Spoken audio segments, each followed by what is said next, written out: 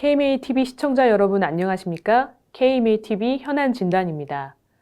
오늘은 지난 대선 후보 공약에서도 모두 포함되어 있었고 최근 한국보건의료정보원 설립과 함께 국가적 과제로 박차를 가하고 있는 디지털 헬스케어, 이제는 데이터 시대의 의료 변화와 관련 전문가와 함께 진단해보는 시간을 갖고자 합니다.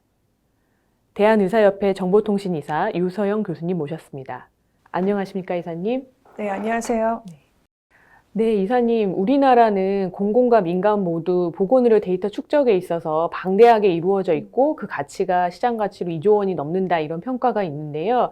이를 활용하거나 상업화하는 데 있어서 우려가 많은 것도 사실입니다. 특히 2020년도 8월에 개인정보보호법이 개정이 되면서 의료 데이터에도 이것이 적용될 걸로 예상되는데요. 이와 관련해서 이 적용에 대해서 어떻게 좀 설명을 해주시겠습니까? 네, 그렇습니다. 이번에 개정된 개인정보보호법에 따라서 가명정보 처리 특례라는 조항이 신설되었습니다. 개인정보를 처리하기 위해서는 사실 정보 주체인 환자로부터 동의를 받는 것이 원칙입니다. 하지만 가명정보의 경우에서는 통계 작성, 과학적 연구 목적, 그리고 공익적 기록 보존 목적을 위해서는 동의 없이 가명정보를 처리할 수 있습니다. 이를 우리가 잘 알고 있는 의료 분야로 설명하자면 EMR, 팩스 등 진료 정보를 가명 처리해서 정보 주체인 환자 또는 대리인의 동의 없이 통계 작성, 과학적 연구, 그리고 공익적 보존 목적을 위해서는 사용할 수가 있겠습니다.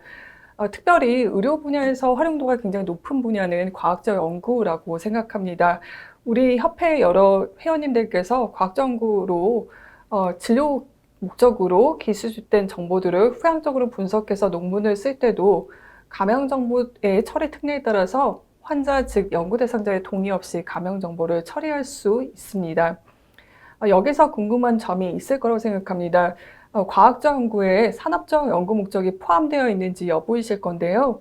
우리 의료 분야는 저널에 논문을 투과하거나 혹은 학회 케이스 스터디 같은 것을 발표하는 용도 이외에 그런 순수한 연구뿐만 아니라 약물을 개선 개발하거나 의료기기를 개발하거나 그리고 건강 상태를 모니터링하는 소프트웨어를 마련하거나 하는 산업적인 목적을 지닐 때 그 연구가 사실은 결과가 환자에게 리턴 투 더 리절트 이익이 있을 수도 있겠습니다.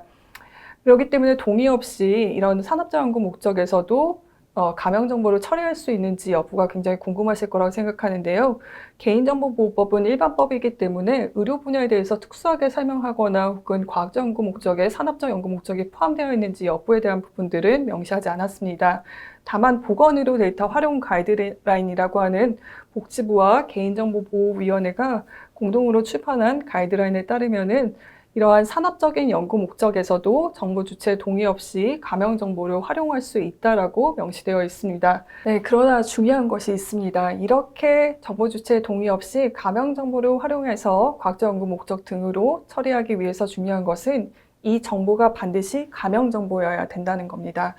가명 정보라고 하는 것은 개인정보의 일부를 삭제하거나 혹은 일부 또는 전부를 대차는 등의 방법으로 추가 정보가 없이는 특정 개인을 알아볼 수 없도록 처리한 정보를 의미합니다. 이렇게 법에서는 정보 주체 동의 없이 가명 정보를 활용할 수 있는 기반을 마련하였습니다.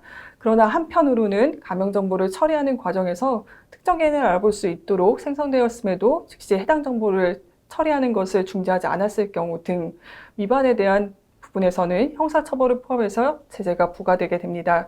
네, 이사님 그렇다면 이제 어쨌든 의료 데이터를 활용하려면 가명 정보여야 된다는 것을 저희가 잘 알겠는데요. 정보 주체의 동의 없이 가명 정보를 활용할 수 있다고 하더라도 이에 대해 법적 책임, 법적 제재가 부과되면 일선 기관에서는 그에 대해 상당히 부담스러워 하실 것 같습니다. 의료기관에서 가명 정보를 확인하는 절차 같은 것들이 어떻게 되는지요? 네, 중요한 질문입니다. 가명 정보를 동의 없이 처리하기 위해서는 그만한 법적인 기반도 마련되어 있지만 한편으로는 책임도 굉장히 강하게 부과되어 있습니다. 의료기관 입장에서는 환자에게 동의를 받지 않은 정보가 다른 목적으로 처리되는 것에 대해서 굉장히 조심스러워하기도 하고 의료정보는 의료인의 전문 지식이 포함된 굉장히 중요한 가치가 있는 데이터이고 또 한편으로는 이 데이터를 안전하게 보호하기 위해서 기관 자체에서는 많은 비용과 인프라를 구축한 반면에 이에 대한 가치를 가명 정보를 제공하는 단계에서는 쉽게 판단하기 어렵다라는 부분도 쟁점이 되겠습니다. 사실 정보는 그 자체로 머물지 않습니다. 정보는 가치를 창출할 때, 예컨대 소프트웨어를 마련해서 환자에게 직접 적용할 때 의미가 있는 거기 때문에 가명 정보를 제공하는 그 단계에서는 그 정보의 가치를 정확하게 예상하기 어려울 수가 있습니다. 이에 따라서 의료기관은 각 기관의 특성, 문화, 그리고 관련된 법령에 부합하는 의료 데이터 거버넌스 체계를 구축하는 것이 필요하다라고 생각합니다. 예컨대 이러한 질문들을 한번 해보시면 좋을 것 같습니다. 우리 의료기관에서는 과학적인 연구 목적, 그리고 통계 목적, 공익적 보전 목적을 위해서 어떠한 의료 정보라도 가명 처리할 경우에서는 타기관 혹은 타인에게 제공할 수 있을까? 그리고 가명 정보를 제공하는 대가는 어느 정도 받는 것이 적절할까? 그리고 혹시나 가명 정보 제공의 대가로 수익이 발생했을 때는 누가 어떠한 목적으로 사용하는 것이 적절한가 등 기관의 입장을 생각해서 정리하고 의료 데이터에 관련된 정합적이고 체계적인 체계를 구축하는 것이 필요합니다.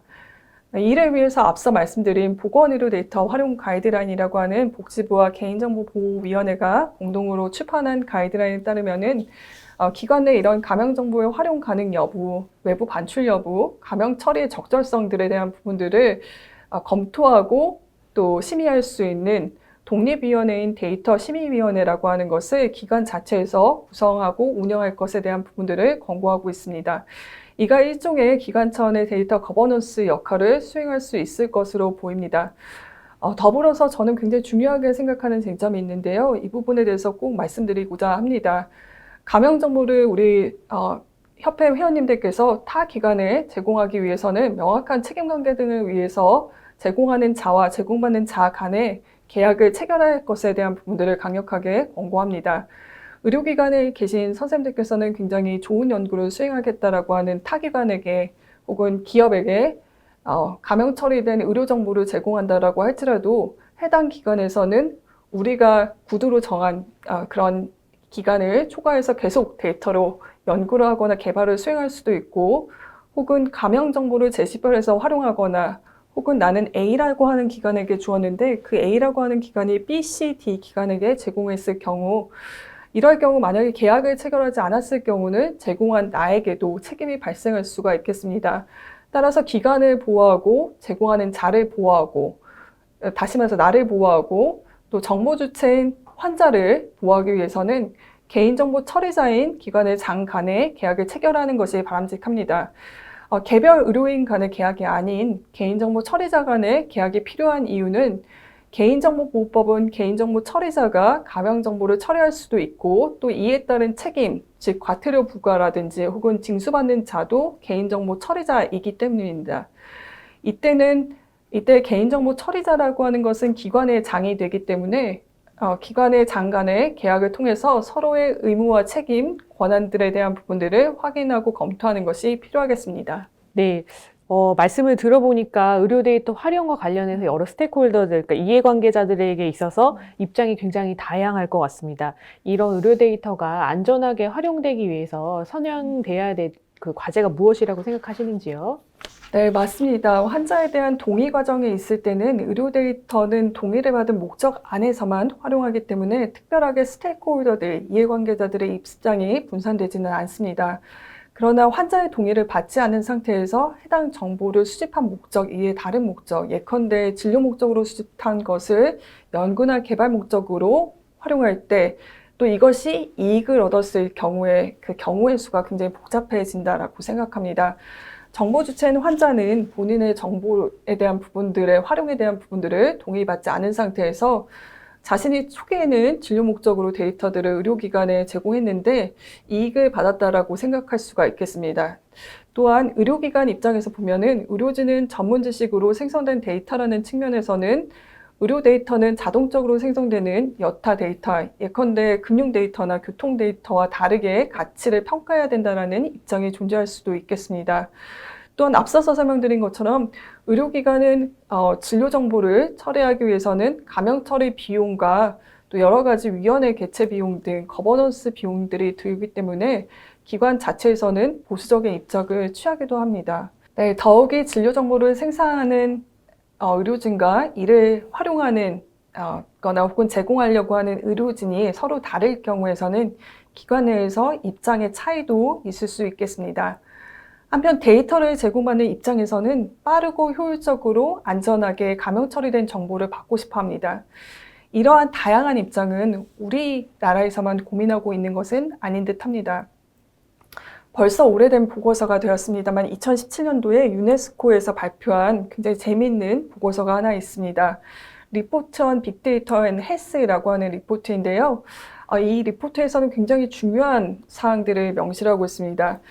빅데이터 시대에서는 빅데이터의 핵심인 것은 데이터가 실시간으로 분석되고 연계되고 대규모 데이터베이스의 공유 등에 대한 특성으로 인해서 더 이상 데이터는 소유권의 개념으로는 윤리적이고 법적인 문제를 해결할 수 없다라고 명시를 하였습니다.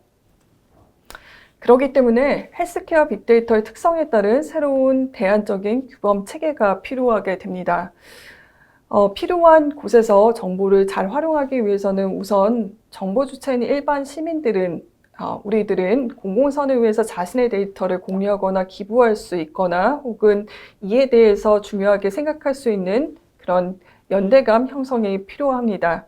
자신에게는 직접적인 이익이 없을 수도 있겠지만 타인 혹은 사회 그리고 본인과 동일한 질병을 가진 환자를 위해서 자신의 감염 처리된 데이터들을 제공할 수 있는 문화가 형성이 되어야 됩니다. 네, 굉장히 재미있는 서베이 결과가 하나 있었습니다. 2020년도에 대통령직 속에 국가 위원회에서 조사했었던 서베이 결과였는데요. 4차 산업혁명위원회라고 하는 자문위원회에서는 일반인들 대상으로 그리고 전문가들 대상으로 본인의 정보를 감염 처리해서 제공할 때 어떤 목적으로 제공하는 것에 가장 호응이 많은지에 대한 부분들을 조사했습니다.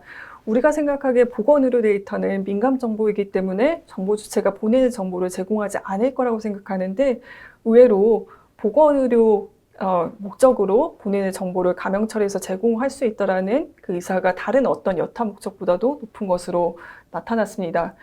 이렇게 환자가 본인의 정보를 제공할 수 있기까지는 환자의 데이터를 보유하고 있는 의료기관과 또 활용하는 입장에서는 정보 주체에게 신뢰를 주기 위해서 노력도 함께 해야 될 거라고 생각합니다.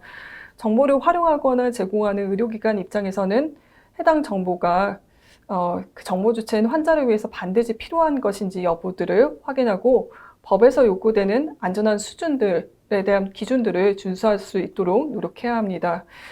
더불어 의료 데이터와 의료기관의 신뢰가 있다는 전제하에 의료 데이터는 의료진의 진단 등 전문적인 해석과 기관의 데이터 관리나 보호 수준 그리고 데이터 사이언스 등의 전문적인 사항들이 종합될 때 그 자치가 발현되는 특성상 데이터의 품질의 수준과 보호 관리 수준에 따라서 의료기관의 감염 정보를 제공하는 자에게 적절한 권한들을 행사할 수 있어야지 정보가 잘 흐를 수가 있을 것 같습니다. 감염 정보를 제공받아서 활용하는 입장에서는 해당 정보가 활용해서 일정한 가치가 생성됐을 때 정보 주체에게 직접적인 혜택은 돌려줄 수 없다라고 해도 해당 환자군에게 혜택이 돌아올 수 있도록 디자인하는 것이 굉장히 중요할 것 같습니다. 예컨대 동의 없이 감염 정보를 활용해서 발생할 수 있는 수익이 있는 경우 이를 환자를 위해서 기금을 조성한다든지 혹은 연구를 통해서 산출된 지식이나 치료, 기술 등의 성과들이 해당 환자군에게 혜택을 줄 수 있도록 연구가 디자인되도록 노력해야 할 것입니다. 사실 그래서 결국은 원론적인 이야기가 되겠지만 여러 가지 이해관계자들의 상호적인 신뢰관계들 그리고 데이터의 활용에 대한 투명성들 그리고 모두에게 베네핏을 가져올 수 있는 구조로 잘 설계될 때 데이터가 안전하고 효율적으로 흐를 수 있을 것으로 생각합니다. 네, 이사님 말씀을 들어보니까 의료 데이터의 개인 의료 데이터를 이제 제공하는 부분에 있어서 마치 헌혈이나 아니면 사후 장기 기증과 같은 그러한 사회적인 합의나 문화가 중요할 것 같다는 생각도 듭니다. 최근에는 우리 국내에서 마이 헬스웨이라는 사업이 정부 차원에서 추진되고 있는데요. 정보 주체인 환자에게 다시 개인의 건강 정보에 대한 자기 결정권을 가지도록 하는 그런 사업으로 알고 있습니다. 그런데 지금까지 저희가 살펴본 감염 정보는 정보 주체 동의 없이 활용하는 이런 방향과 정책적으로 이제 갈등하는 것이 아닌지 있을지 조금 우려가 되는데요. 이에 대해서 좀 설명해 주시고 저희 협회나 회원분들은 무엇을 좀 고려해야 되는지 말씀해 주시면 감사하겠습니다. 네, 맞습니다. 정보를 활용하는 방법은 사실 크게 두 가지 원칙이 있을 수 있습니다. 첫째는 정보의 활용 여부를 정보 주체가 직접 결정하는 방법과, 둘째는 정보를 이용하는 쪽에서 정보의 활용으로 발생할 수 있는 결과에 책임을 지는 방식이 있습니다. 사실 두 번째 원칙, 다시 말해서 그 활용하는 입장에서 결과에 대한 책임을 지는 방식들이 개인정보보호법에서 말하고 있는 가명정보 처리 특례에 따라서 진행되는 방식이라고 볼 수가 있겠는데, 이게 사실 보다 지모적인 정책 방향으로 평가를 받아왔었습니다. 그러나 동의를 받지 않은 가명 정보는 본질적인 한계가 있습니다. 가명 처리라고 하는 것의 본질적인 한계 때문인데요. 가명 처리에서 그 개인을 알아보지 못하도록 데이터를 일반화하는 작업은 가명 정보 수준을 높이자라고 한다면 데이터의 활용 가치는 낮아지게 되고, 또 반대로 가명 처리 수준을 너무 높이자고 한다면 개인을 식별할 수 있는 가능성이 굉장히 커집니다. 다시 말해서 활용과 보호는 트레이드 오프 관계일 수밖에 없고, 정보의 주체 동의 없이 가명 정보를 처리하는 한에 의해서는 이러한 여러 가지 갈등들, 딜레마 사항들이 펼쳐질 수밖에 없습니다. 더욱 민감하게 보호돼야 되는 그런 의료 데이터의 특성상 개인정보를 포함한 데이터의 활용에 대안으로서 정보 주체의 동의를 받아서 데이터를 수집, 활용할 뿐만 아니라 타인에게 전송할 수 있는 마이데이터라고 하는 방식이 제안되었습니다. 네, 마이데이터라고 하는 것은 가명 처리된 데이터와 달리 정보 주체의 동의를 받아야 하기 때문에 규제적인 이슈에서 상대적으로 자유롭고 원본 데이터인 로 데이터 그 자체로 활용할 수 있어서 데이터의 가치도 높을 수 있습니다. 아울러 마이데이터를 통해서 능동적으로 정보 주체가 다른 자에게 본인이 이전할 정보를 결정할 수도 있고, 또 원하는 서비스들도 제공할 수가 있겠습니다. 선택해서 제공할 수가 있겠습니다. 정보 주체의 자기결정에 따라서 정보를 능동적으로 활용할 수 있다는 점에서 이게 패러다임의 전환으로 판단하시는 분들도 있을 수 있겠습니다. 사실 그러나 우리가 기존에 사용했었던 동의 기반을 통해서 정보의 자기결정권, 자기 통제권을 발현한다는 점에서는 저는 동일하다고 생각합니다. 여기서 이제 마이데이터라는 것에서는 한 가지 사항들이 더 붙어 있는데, 자료의 전송 요구권이 하나 들어왔다는 점에서 특색이 있습니다. 자료 전송 요구권이라고 하는 것은 정보 주체가 정보 제공자로 하여금 본인이 원하는 서비스를 제공받기 위해서 데이터의 전송을 요구할 수 있는 권리로 정의가 될 수가 있습니다. 네, 의료 분야의 마이데이터는 마이헬스웨이라고 부릅니다. 마이헬스웨이는 환자 주도로 자신의 건강 정보를 한 곳, 즉 마이헬스웨이 플랫폼이라는 곳에서 모아서 환자가 원하는 대상에게 데이터를 제공하고, 제공받는 자는 이를 직접 활용할 수 있도록 지원하는 시스템을 의미합니다. 이를 통해서 정보 주체인 환자는 개인의 플랫폼을 통해서 다양한 기관에서 보유하고 있는 개인의 건강관리 정보, 예컨대 의료 정보도 있을 수가 있겠고, 생활습관 정보, 식이 정보들도 한 번에 조회하고 저장하고, 정보 주체가 정하는 그 정보를 또 원하는 기관에게 제공하도록 해서 진료나 건강관리 등의 원하는 서비스를 또 받게끔 지원하는 서비스입니다. 이를 위해서 복지부는 지난 4월에 진료 기록 등 열람 지원 시스템의 구축 운영 근거를 마련하기 위해서 의료법 시행규칙의 일부 개정령안을 입법 예고하기도 하였습니다.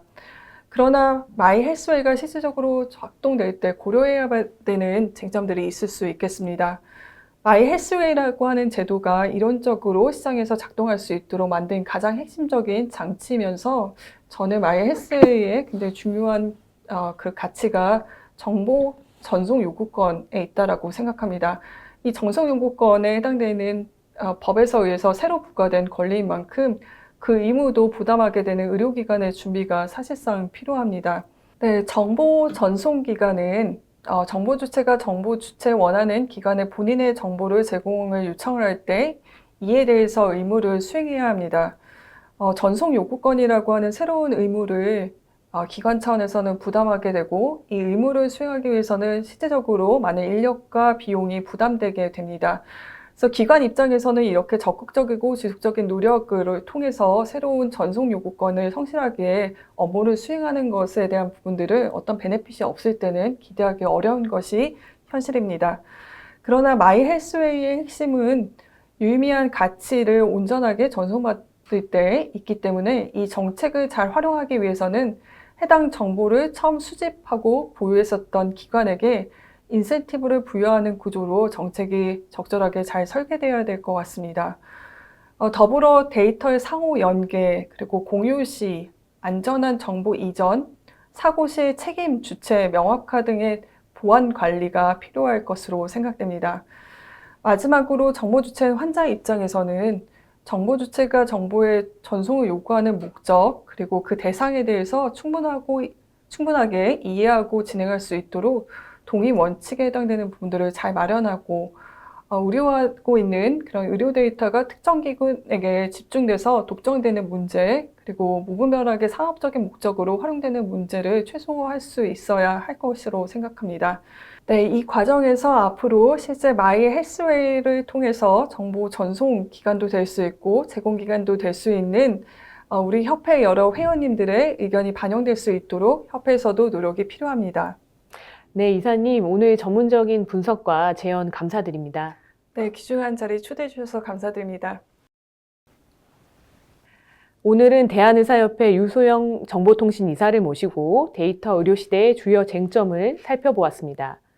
의협은 비대면 진료, 데이터 의료, 의료 플랫폼, 전자처방전 및 EMR 인증을 두고 전문적인 대응과 대안 제시를 위해 정보의학전문위원회를 구성하였습니다.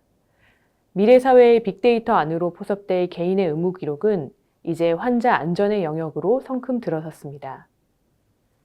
국민 건강을 수호하는 전문가로서 KMATV는 앞으로도 디지털 시대의 현안을 진단토록 하겠습니다. 감사합니다.